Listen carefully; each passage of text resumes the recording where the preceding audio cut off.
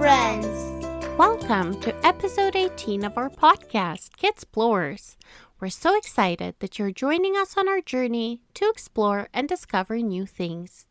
You might remember that in our last episode, we traveled all the way to Egypt, where we met with Professor Smartypants.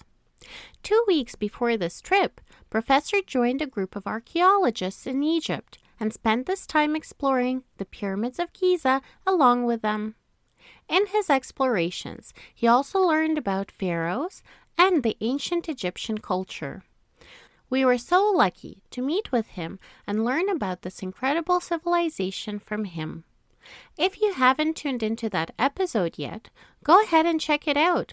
There's lots to learn, and I'm sure that we will return to this topic again in the future. Now for this week, we will be exploring... Wait, I actually forgot. Daniel and Isabella, what are we exploring this week? Silly Mommy, don't you remember? Dana wanted to learn all about Charlie Chaplin. Oh my goodness, how could I forget? Thank you so much for reminding me. Oh, wait a minute, this actually reminds me. Professor Smartypants left a message asking us to come for a visit at his laboratory today. Maybe we can pay him a quick visit before we start exploring? That sounds like an awesome idea. To the car!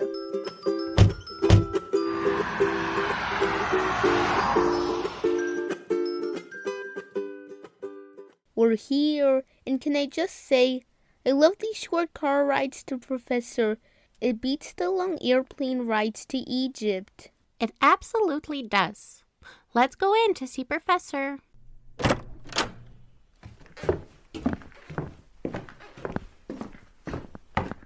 Hey, I hear my friends. Hi, everybody. Hi, Professor. So, what are we doing here today? Yeah, why did you invite us to your lab today? I'm so glad you asked. I have a little surprise for you. I was going through some old videos of one of my favorite actors and found this incredible movie, which I thought we could all watch together. The film is called The Tramp, and my favorite actor in it is named Charlie Chaplin. Wait, what? Did Mommy tell you the topic we're exploring this week? How did you know? Professor, we were planning to explore Charlie Chaplin today, of course. He is one of our favorite actors. What an incredible coincidence. I didn't know anything about today's topic, but I'm so excited to explore more about this talented actor along with you guys. That's an awesome plan. I'd like to suggest that before we watch the movie, we should explore all about Charlie Chaplin to understand who he was and why people are still watching his movies today. Great plan. So what are we waiting for? I agree. Let's start exploring.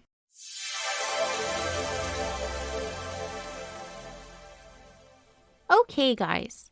To explore more about Charlie Chaplin, I need to take you back in time a bit. Professor, do you think that we could use the portal window machine? I would like to show you guys the area of South London, England on April 16th, 1889. Of course.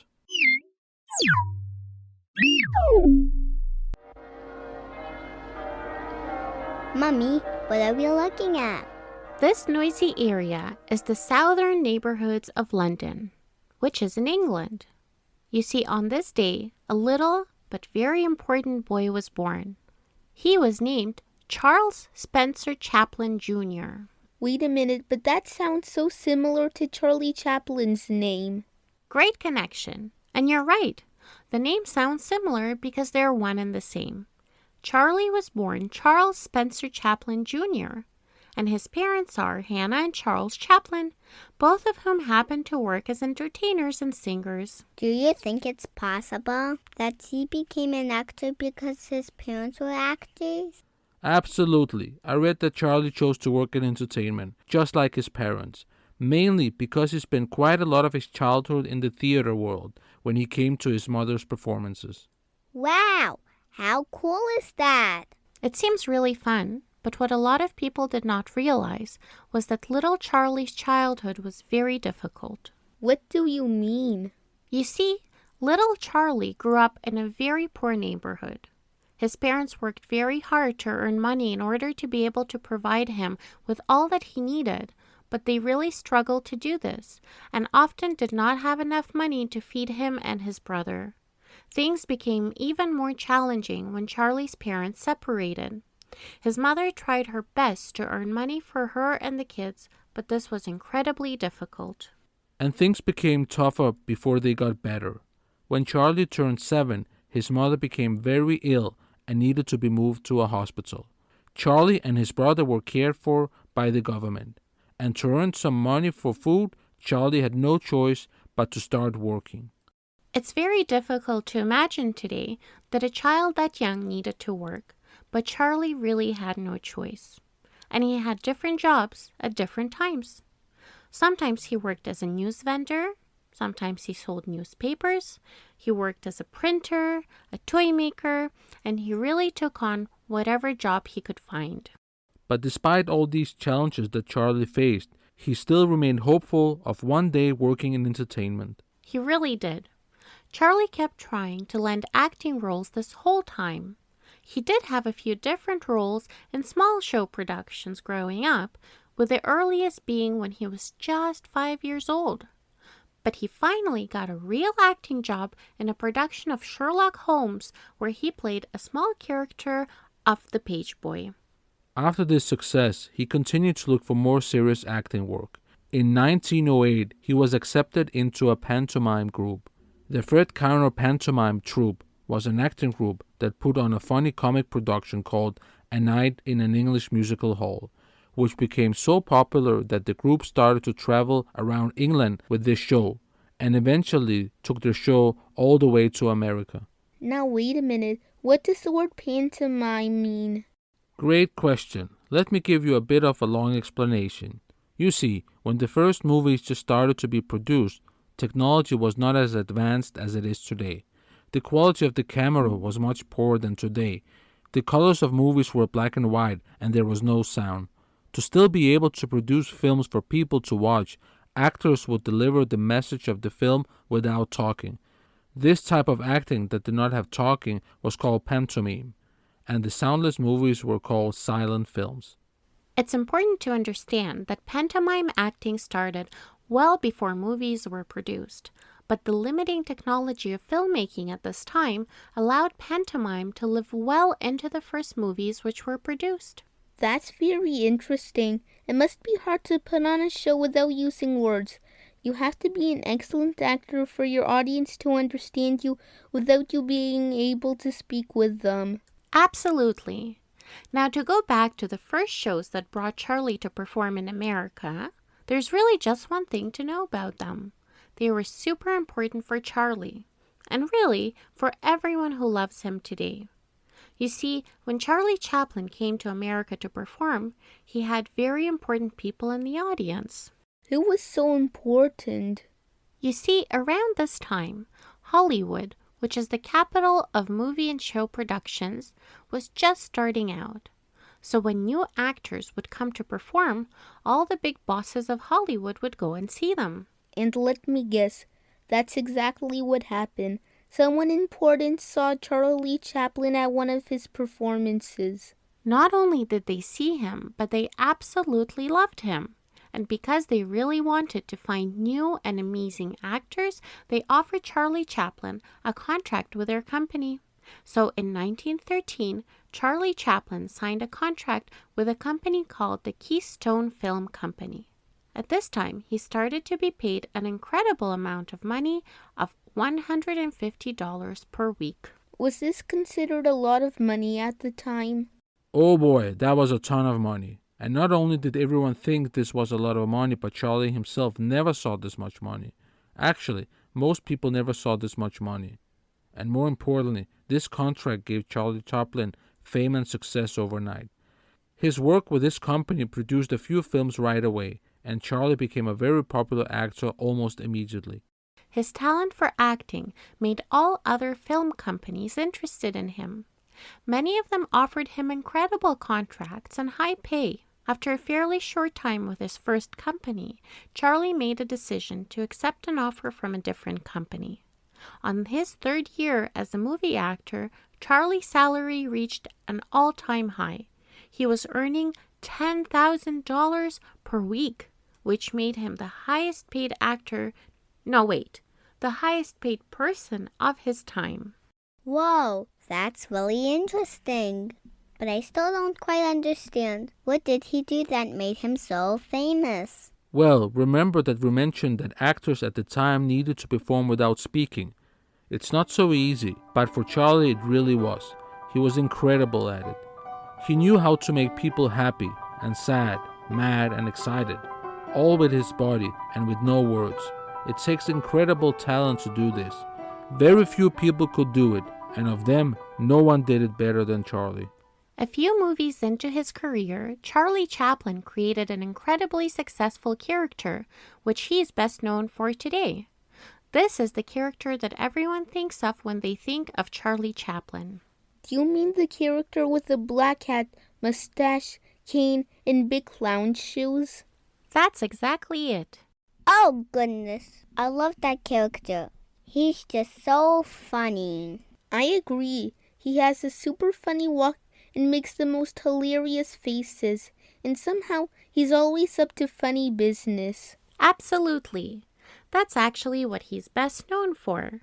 In his films, his character is always up to silly adventures, whether it's a job that he doesn't know how to do properly or he accidentally gets hurt, the audience always gets to go along with him on his funny adventures. I'm still so shocked that he was able to make all these movies without talking, and I'm even more surprised at how much people loved him and understood him without hearing any words from him. That's true, but things started to change around the year 1927. With technology changing very quickly, movies slowly started to be made with sound. It started with music at first, but later real conversations by actors were possible. But Charlie Chaplin was not impressed. He felt that movies were amazing without sound, but because movies with sound started to become very popular, he had to adjust. His career was extremely successful. He starred in at least 29 films for which he won many awards. One of the biggest awards he received was on March 4th, 1975, when he was 85 years old.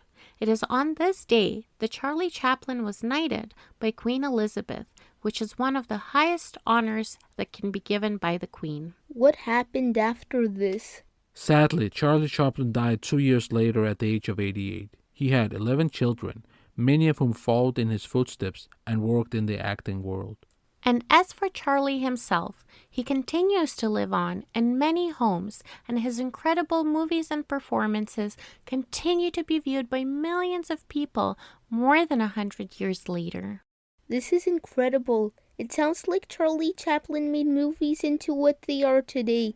Now I just can't wait to watch the film that Professor invited us to see today. Me too. Let's watch it now. Let's do it. But wait a minute. We should probably decide what we will be exploring next week. Any ideas, guys? Me. I know just the topic to explore next week. It has been on my mind for a super long time, and I feel like now is a good time to explore it because really not a lot of people know about this majestic animal. Daniel, who do you want to explore? I want to learn all about the Smilodon, of course. Oh, yay! I was hoping you would say that. Oh, that's a super awesome topic suggestion, Daniel. Friends, if this is the first time you're listening to our podcast, you might not know this about us, but our family absolutely loves animals and loves learning all about them. We get quite sad when we learn about some animals that are at risk of extinction and have explored animals that have already sadly become extinct. This is one of those times. For our next episode, Daniel, Isabella, and I will be exploring an incredible animal called the Smilodon. It is also known as the saber-toothed tiger. Wonder why tiger? We will share some pictures of this incredible animal on our Instagram page, so go ahead and check it out to see what it used to look like. We really hope that you enjoyed tuning in to today's episode. If you enjoy exploring these amazing topics along with us, we would love it if you could leave us a review on Apple Podcasts, Spotify, or any other platform that you listen to us on. In the review, Please include some of your topic suggestions of what you would like us to explore, and we will be super excited to learn about that topic with you in future episodes. You can also send us an audio recording with your topic suggestion to our email, kidsplorers.podcast@gmail.com, and we will be super excited to feature your message in that episode. Your reviews are really important to us as they allow our podcast to grow. You can also connect with us on Facebook and Instagram by searching Kidsplorers Podcast. We always love hearing from you guys. And this is it, the end of our 18th episode. Thank you all. Until next week, goodbye. Hey guys, hurry up and grab some popcorn. The movie is starting.